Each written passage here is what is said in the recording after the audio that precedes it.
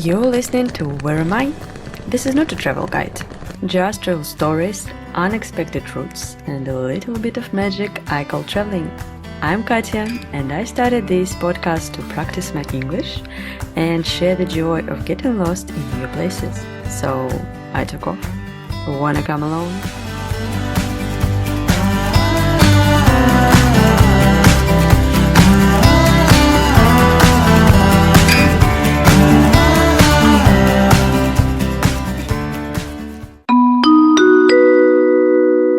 The startled eyes of the Germans across from me, the cheerful woman next to us, and then, booming through the carriage, a grumpy bass voice with an accent. You should learn the language first. Amid this chaos, the train is rushing me toward a former ancient capital. A giant yellow pastry, literally the size of my 3 palms, still steaming, proves its freshness. How the local grannies managed to bake them and bring them right to the train's brief stop, as if straight from the oven. Torn into 5 pieces for the 5 of us in our makeshift compartment, it ends up in only 3 pairs of hands. The foreigners look even more horrified at the pastry that was just passed through the slit of an old train window in exchange for some funny coins with intricate letters. I chuckle, enjoying the taste of the golden fluffy dough and the thick, soft cheese filling. Is it really all? The 2 women exclaim in unison, their eyes wide as they point at my small backpack, my only luggage for several months for travel. Smiling, I nod.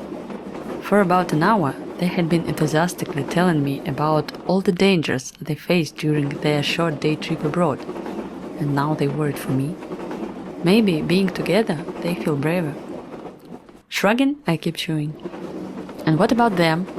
The women ask again in sync, looking at the focused Germans. The girl, gently leaning against her partner's shoulder, had just lived through at least a psychological trauma. I imagine myself in her place, suddenly caught in a flood of colorful, fiery, but incomprehensible curses, paired with furious gestures and a flushed, mustached face. Yes, that's one way to remember a country. I smirk, lower my voice, and ask if everything's okay.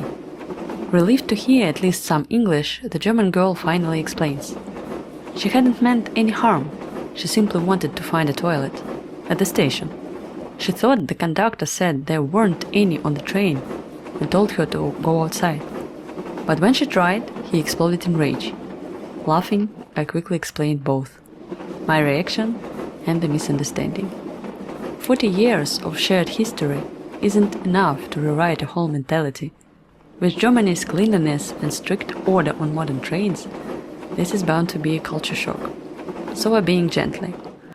Old Russian trains get decommissioned and sent to neighboring countries for reuse. And yes, they all have toilets, just with peculiarities. The conductor was only trying to say the most important thing. For the first 40 minutes, toilets can be used. He shouted simply because the stop was short, and anyone running off to the platform risked being left behind. Everyone relaxed. The couple calmed down. The woman nodded. They couldn't speak English, but they understood everything.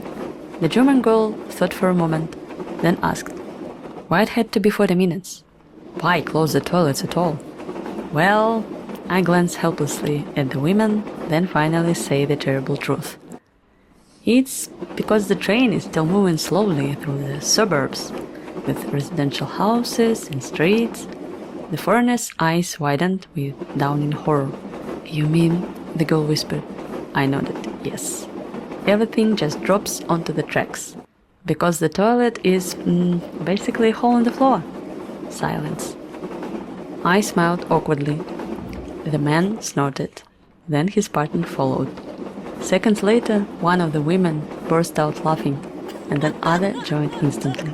Suddenly, we were all laughing, helpless, with tears streaming down our faces. A strange catharsis. 5 strangers turned into happy kids, rushing together into adventure. Thanks for riding along with me today. If you enjoyed this episode, don't forget to subscribe so you won't miss the next adventure. Share your funniest or weirdest travel moments. I'd love to hear it. Until the next stop,